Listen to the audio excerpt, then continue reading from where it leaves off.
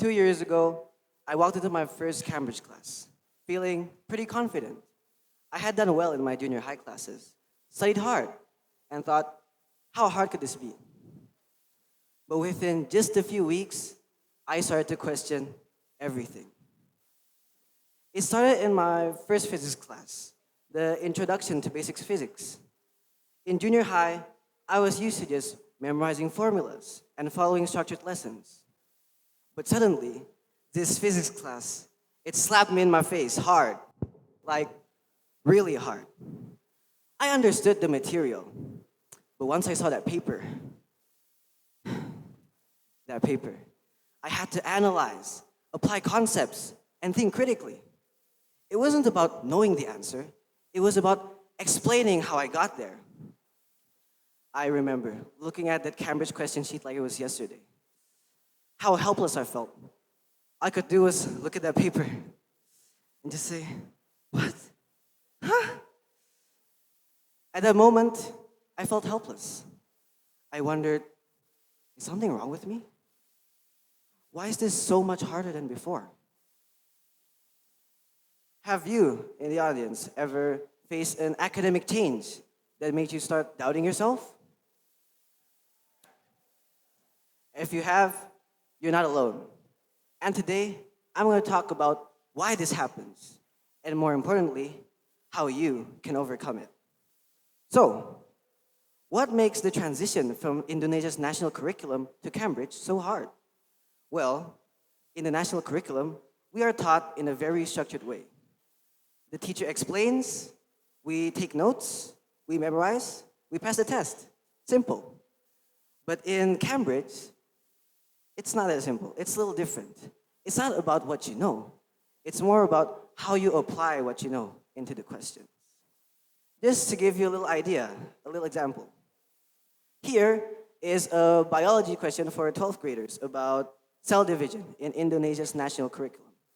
They give us 5 statements.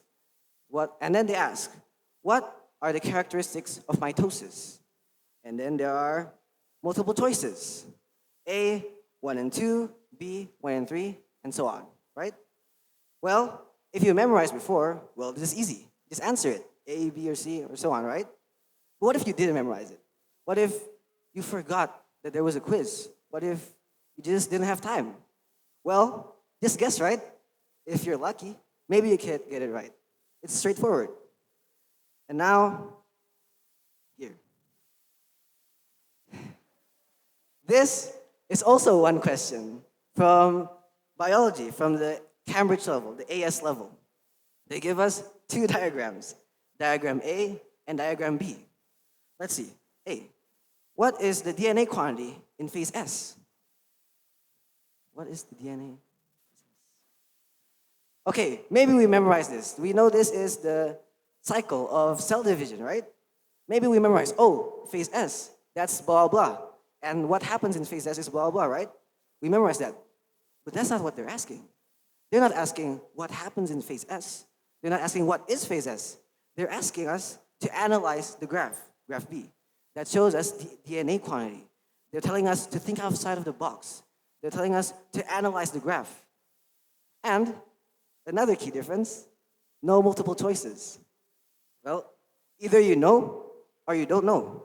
There's no guessing. There's no, maybe it's B, maybe it's C. No, there's nothing.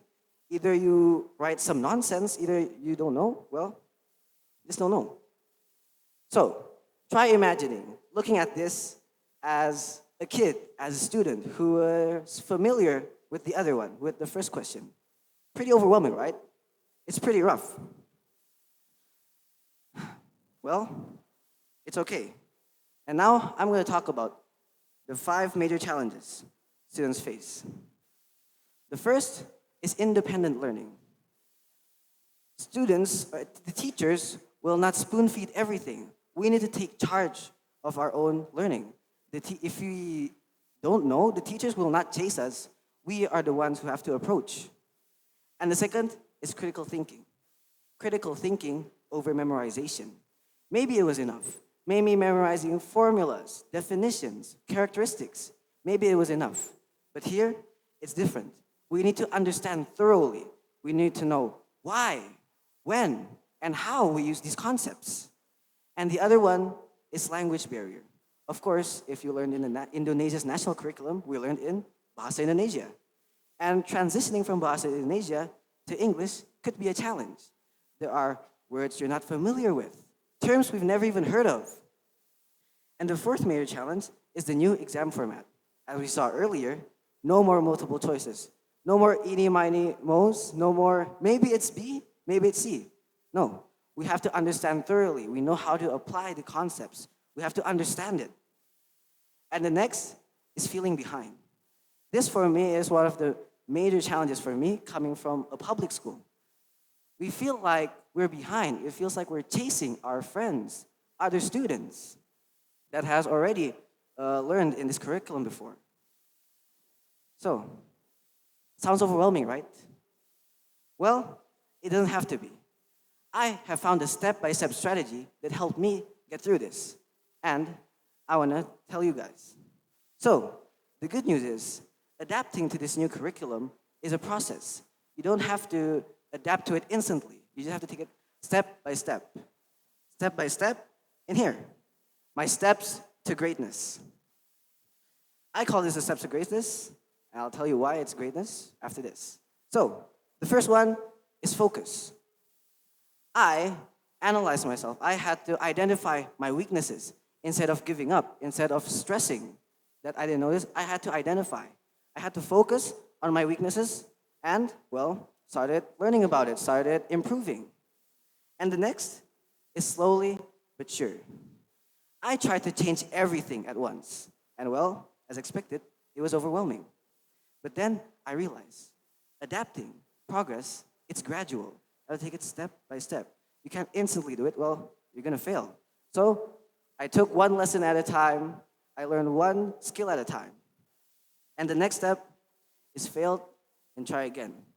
I used to get frustrated every time I failed a quiz. I got bad grades.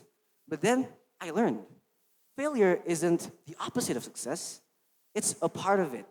We could use failure as just another stepping stone in success, in achieving what we want to achieve. And the next is reflect and take action. Instead of just saying, I can't do this, this is hard, I reflected on myself. I looked for what's wrong with me? What made me fail? And more importantly, I asked, how can I fix this?